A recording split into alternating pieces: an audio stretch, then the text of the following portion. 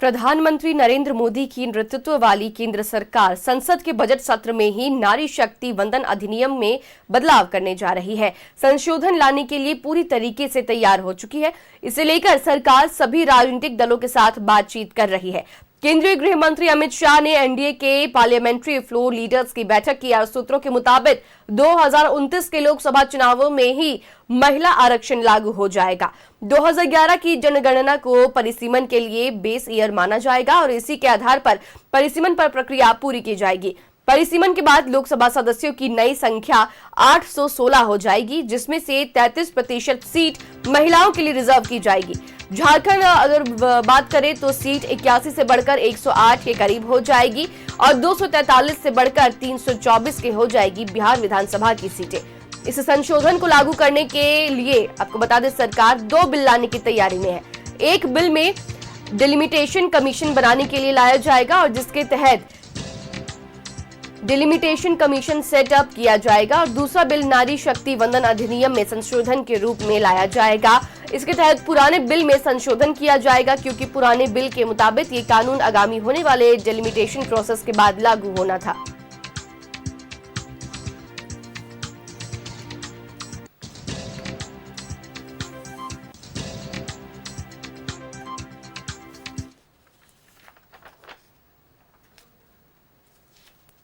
और खबर पर जानकारी के लिए दिल्ली से हमारे सहयोगी हमारे साथ जुड़ चुके हैं, हिमांशु जुड़ चुके हैं हमारे साथ। तो हिमांशु, देखिए, केंद्र सरकार संसद के बजट सत्र में नारी शक्ति वंदन अधिनियम में संशोधन लाने की बात कह रही है, क्या कुछ है जानकारी हिमांशु? देखिए, एनडीए की बैठक की गई थी जिसमें जो है 2 मुख्य बिंदु थे, जिसमें एक परिसीमन को लेकर था और दूसरा जो था नारी शक्ति वंदन अधिनियम को लेकर के था। देखिए, सरकार जो है संविधान में संशोधन लाने जा रही है, जिसके जरिए जो है लोकसभा और विधानसभा की जो है कुल जो सीटें हैं उसे बढ़ाई जाएंगी। यानी कि जो लोकसभा की सीटें हैं 543 उसे बढ़ाकर जो है 816 करने जा रही है। उसके साथ साथ जो है जो नारी शक्ति वंदन अधिनियम के तहत जो है 33% जो है आरक्षण जो है महिलाओं के लिए रिजर्व रहेगा। यानी कि 273 सीटें जो है महिलाओं के लिए रिजर्व रहने वाली है। देखिए, ये जो नारी शक्ति वंदन अधिनियम जो है साल 2023 में जो है संसद में लाया गया था, इसे पारित किया गया था उसके बाद से ही जो है, लेकिन अब तक जो है ना लोकसभा में और ना विधानसभा में ये पारित हुआ था। लेकिन अब जो सरकार जो है सक्रिय से जो है इस पे काम करने लगी और 2029 के लोकसभा चुनाव से पहले ही जो है सरकार इसको लाने जा रही है। आपको बता दें, इसको लेकर के जो गृह मंत्री अमित शाह है उन्होंने जो है विपक्षी दलों के साथ बैठक करनी भी शुरू कर दिया और इस पे चर्चा लगातार जारी है। अब संसद में जो है महिला आरक्षण को लेकर के जो है विधेयक बिल पास किया जाएगा, जिसके जरिए जो है 2011 की जनगणना को जो है इसका प्रावधान बनाया जाएगा और उसमें जो है उस जनगणना के तहत जो है जो सीटें हैं लोकसभा की 543 से 816 होंगी। आपको बता दें कि इसके साथ ही कि ये जो नारी शक्ति वंदन अधिनियम जो है ये नई जनगणना और परिसीमन के बाद होना था, लेकिन अब जो सरकार है इस पे सक्रिय नजर आ रही है और सूत्रों के हवाले से जो खबर निकल के आ रही है कि हफ्ते भर में जो है इसमें संशोधन कर दिया जाएगा। जी प्रियांशु, देखा जाए तो अभी लोकसभा चुनाव में अभी काफी वक्त है, लेकिन इस अधिनियम में बदलाव अभी 1 हफ्ते के अंदर ही देखने को मिल सकता है। क्या लगता है कि जो आगामी लोकसभा चुनाव है उसकी तैयारियां अभी से ही सरकार जो है वो रणनीति बनाते हुए नजर आ रही है? प्रियांशु, बिल्कुल, देखिए, सरकार जो, अगर हम 2023 की बात करें तो 2023 में ही प्रधानमंत्री मोदी द्वारा जो है कि कहा गया था कि देखिए 33% जो आरक्षण है महिलाओं को लेकर के, तो भारतीय राजनीति में महिलाओं को कैसे जोड़ा जाए और उसको कैसे सशक्त बना के भारतीय राजनीति में महिलाओं की भागीदारी सुनिश्चित की जाए, उसको लेकर के बहुत पहले काम होना था। 2026 का अनुमान था, लेकिन अब जो है सरकार, देखिए 5 राज्यों के चुनाव होने हैं अभी, उस चुनाव के दरमियान जो है सरकार ये बड़ा फैसला लेने जा रही है कि 2029 2029 से ही 2029 से लोकसभा चुनाव में जो है इसका इम्पैक्ट पड़े और 33% आरक्षण में जो महिलाओं की हिस्सेदारी और भागीदारी शामिल हो सके, इसको लेकर के सरकार अब सक्रिय नजर आ रही है, ताकि अब जो सरकार जो है अगर थोड़ी सी भी डिले अगर करती है तो शायद 2029 से भी फिर वो आगे जा सकता है। इसी को लेकर सरकार जो है अब सक्रिय है और अब जो है लोकसभा चुनाव होने से पहले ठीक सरकार जो है इसको इस बिल को लागू करने जा रही है। जी प्रियांशु, तो अब लोकसभा चुनाव के पहले इसे लागू करने की बात कही रही है, लेकिन फिलहाल आप बने रहिएगा हमारे साथ। इसी बीच रुख करेंगे हमारे संवाददाता जो हमारे साथ रांची से जुड़ चुके हैं, अंजनी हमारे साथ जुड़ चुके हैं। अंजनी, देखिए, नारी शक्ति वंदन अधिनियम 2023 में केंद्र सरकार जो है वो बदलाव करने की बात कर रही है, और जिसके बाद अगर बात कर ले तो झारखंड जो विधानसभा सीट है वो 81 से बढ़कर के 105 हो जाएगी। अंजनी, देखिए, जो नारी शक्ति वंदन अधिनियम जो है वो कहीं ना कहीं पूरे भारत की जो राजनीति है, वो लोकसभा की बात कर रहे या विधानसभा की बात करें तो एक बड़ा बदलाव जो है वो दिखाई पड़ेगा।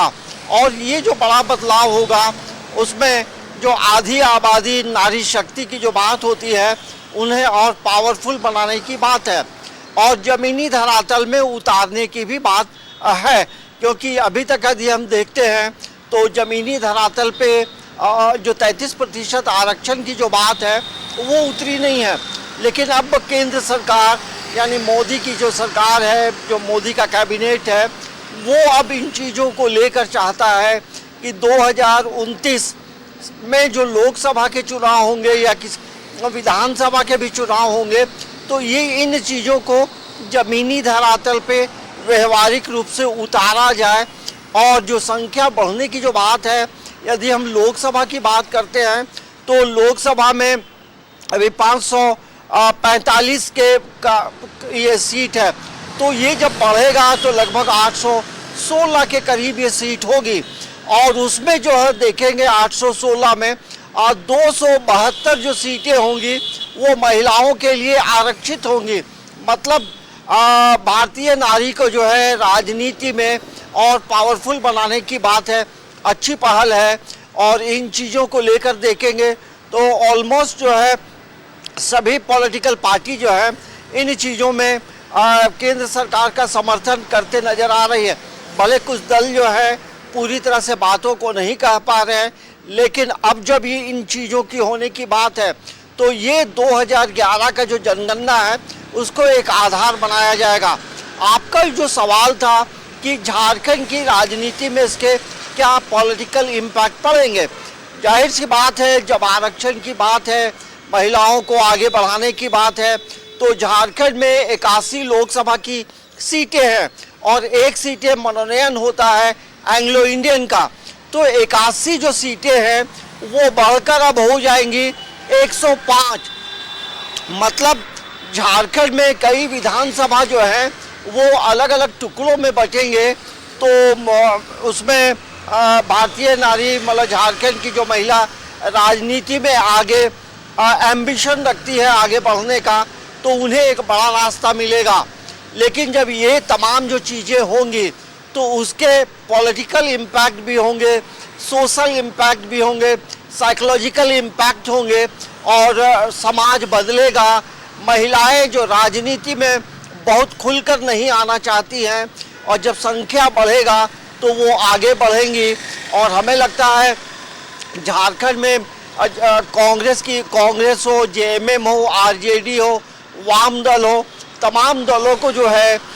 महिलाओं की भागीदारी को बढ़ाने के लिए फिर से एक बार बड़ा कदम उठाना होगा, तो ये हम कह सकते हैं। लेकिन यदि आप महिलाओं की बात हम करेंगे भारतीय राजनीति में तो वेस्ट बंगाल में देखेंगे तो सबसे ज़्यादा महिलाओं को टिकट मिला और वो भारतीय राजनीति में अपनी बातों को रख रही है। एक अच्छी पहल है जहां आधी आबादी स्ट्रांग होगी और झारखंड की आधी आबादी स्ट्रांग होगी। 105 सीटों में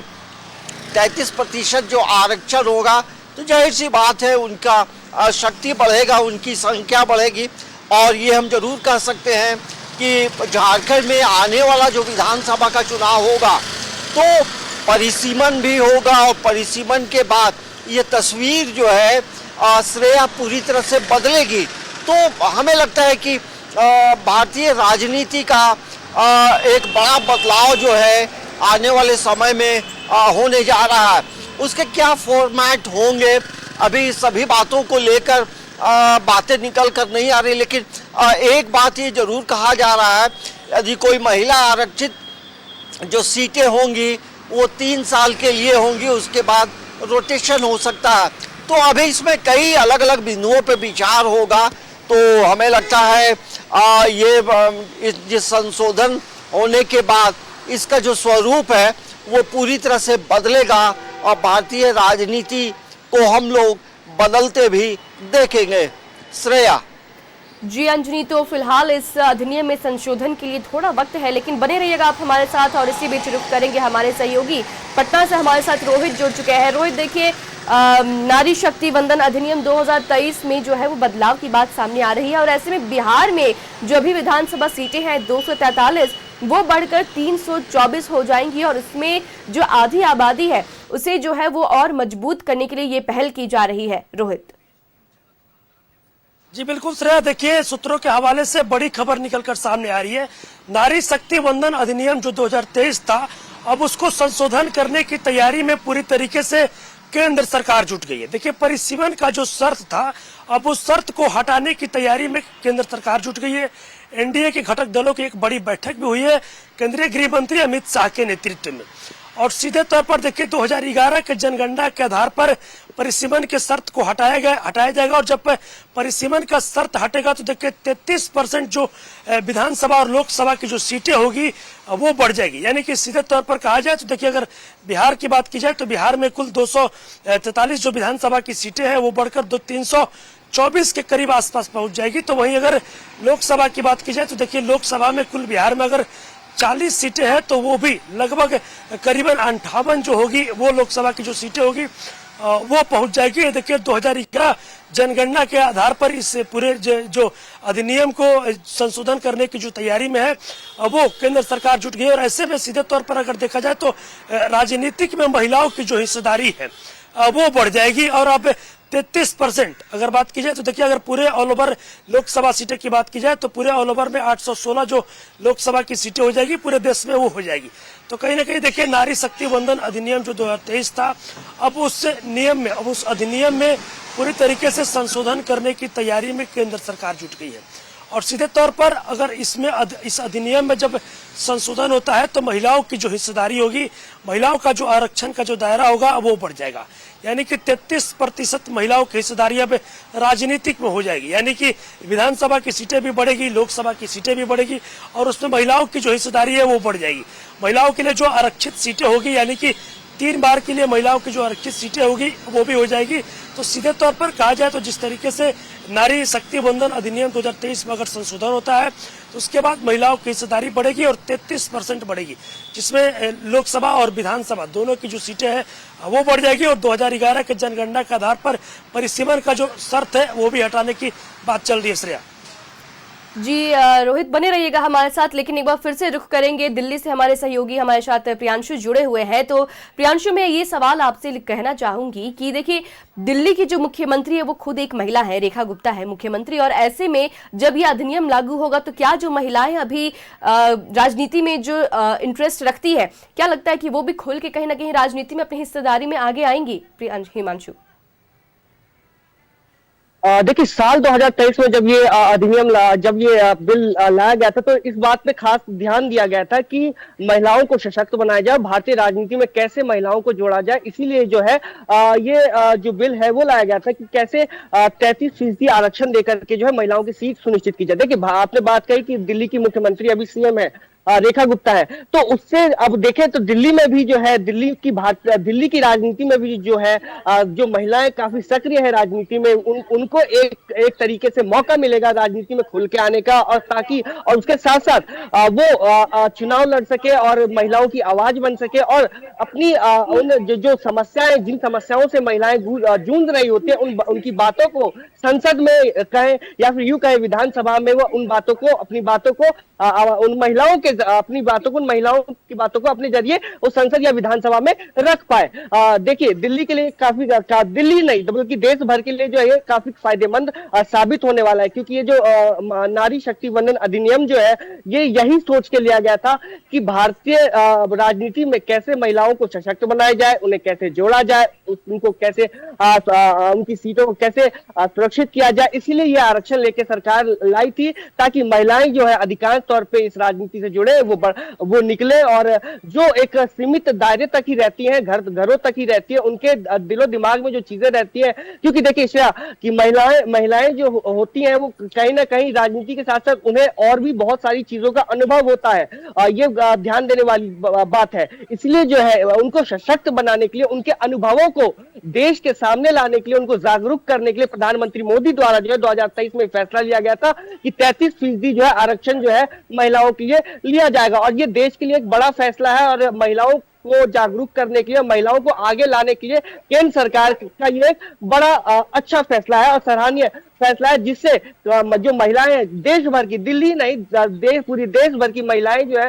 कहीं ना कहीं काफी खुश नजर आ रही हैं, और वो इस बात से संतुष्ट है। जहां उन्हें संघर्ष करना पड़ता था, तमाम चाहे कोई भी पार्टी हो, कोई भी दल हो, उनमें अपनी टिकट के लिए प्रयासरत रहना पड़ता था, लेकिन अब जो है ऐसा नहीं होगा, क्योंकि आज तो 16 सीटों में से 273 सीटें जो है वो पहले से महिलाओं के लिए आरक्षित होंगी, और उन सीटों पे जो महिलाएं अपनी दावेदारी, जो भी जहां से चुनाव लड़ना चाहता है वहां पे अपनी दावेदारी जो है पूरे जोरों शोरों से कर सकती है। और वो अगर चुन के आती है तो उन महिलाओं की आवाज बन सकती है विधानसभा या लोकसभा में, जिनकी आवाज दबाई जाती है। तो ये केंद्र सरकार द्वारा जो है बहुत बड़ा और बहुत सराहनीय फैसला लिया गया है, और महिलाएं जो है यहाँ की, देश भर की महिलाएं, जब हमने लोगों से जाना, यहाँ की महिलाओं से जाना कि जब साल 2023 में ये फैसला लेके आया गया था कि आप इस फैसले को कैसे देखते हैं, तो उन्होंने साफ तौर पे इसका जिक्र किया था कि ये फैसला भारतीय राजनीति में काफी अच्छा है, और इस फैसले के कारण जो महिलाएं जो एक घर तक ही सीमित रहती है, या फिर यूं कहे कि जिस एक दल तक ही सीमित रहती है, वो और उनको टिकट नहीं मिल पाता या चुनाव नहीं लड़ पाती, तो अब जो है वो जो 273 सीटें जो महिलाओं के लिए आरक्षित है, तो उन सीटों पे खुल के आ पाएंगे और सीटों पे चुनाव जो है लड़ पाएंगी। जी प्रियांशु बने रहिएगा हमारे साथ, लेकिन अब रुख करेंगे रांची से हमारे सहयोगी अंजनी का। अंजनी, देखिए 2023 में यह अधिनियम पहली बार लागू हुआ था, और अब जो है वो इसमें संशोधन होना है, और महिलाएं जो है वो राजनीति में बहुत अहम भूमिका निभाती, लेकिन कहीं ना कहीं उनकी जो लोग हैं, जो महिलाएं हैं, वो कहीं ना कहीं फिर भी पीछे रह गई थी। इस बदलाव के बाद क्या लगता है कि जो झारखंड की राजनीति है उसमें जो महिलाओं की सक्रियता है वो देखने को मिलेगी? देखिए, अब जब ये बिल पूरी तरह से संशोधन होगा और ज़मीनी धरातल पे उतरेगा, तो झारखंड में जितने पॉलिटिकल पार्टी हैं, वो राष्ट्रीय पार्टी हो या क्षेत्रीय पार्टियां हो, अब इन तमाम लोगों को जो है अब अपनी रणनीति भी बदलनी होगी। और हमें लगता है कि सभी पॉलिटिकल पार्टी का महिला विंग जरूर है। अब महिलाओं को लेकर पॉलिटिकल पार्टी के जो बड़े लीडर हैं, उन्हें सोच बदलनी होगी, और कैसे हम महिलाओं को टिकट दें, और कैसे अपने पार्टी को, वो जेएमएम हो, कांग्रेस हो, आरजेडी हो, वाम दल हो, इन तमाम लोगों को अब एक बार मंथन भी करने की ज़रूरत होगी। सीटों की संख्या जब बढ़ेगी तो आपको वैसा उम्मीदवार चाहिए जो चुनाव जीत सकता हो। तो जिनका भी पॉलिटिकल पार्टियों का जो वुमेन विंग जो है, वो यदि पूरी तरह से मतलब काम नहीं कर रहा है, महिलाओं को लेकर बहुत संजीदा नहीं है, तो अब सोच बदलनी होगी। और अब जो है कई पॉलिटिकल पार्टियां जो हैं, वो आज से ही इन चीज़ों को लेकर अपनी तैयारी शुरू भी कर दी होगी, क्योंकि ये देखिए 2029 का जो इलेक्शन होगा, वो जाहिर सी बात है इन तमाम चीज़ों में बदलाव को हम लोग देखेंगे। वो विधानसभा का चुनाव हो या लोकसभा का चुनाव हो, सीटों की संख्या बढ़ेगी, और जो विधानसभा में जो सीटें हैं वो सीटें अलग अलग भी होंगी। मान लीजिए रांची विधानसभा में अभी 6 सीटें हैं, इनकी संख्या बढ़ जाएगी, हो सकता है 10 हो। कांके हो सकता है 3 टुकड़ों में 3 विधानसभा क्षेत्रों में बटे। तो उसके लिए पॉलिटिकल पार्टियों को भी अपनी तैयारी करनी होगी, उन्हें उस तरह के महिलाओं को आगे बढ़ाना होगा जो राजनीति में इच्छा रखती है। लेकिन यदि हम झारखंड के परिप्रेक्ष्य में बात करेंगे तो यूनिवर्सिटियों में जो है जो स्टूडेंट इलेक्शंस होने हैं वो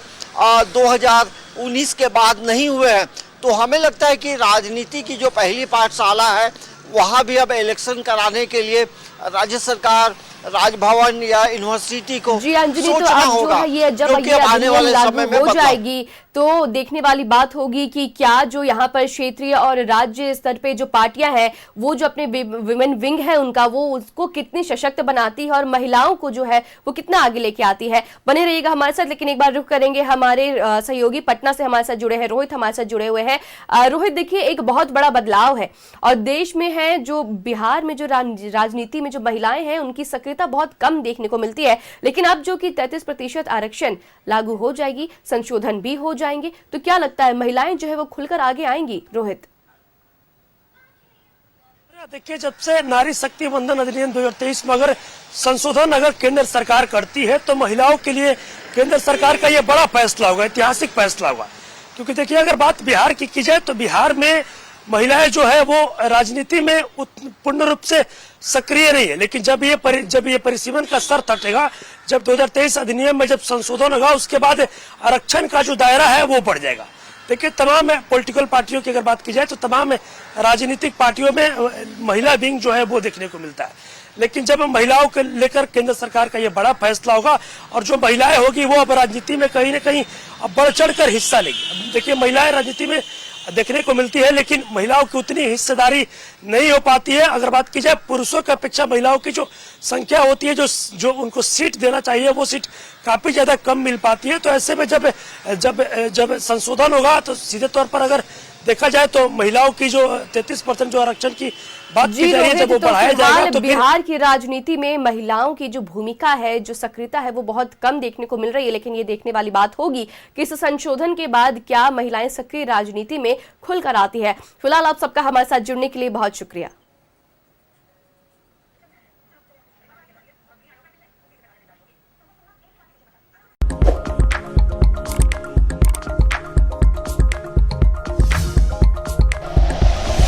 like and share videos, subscribe करें हमारा चैनल और प्रेस करें बेल आइकॉन। न्यूज़ 11 भारत, सच है तो दिखेगा।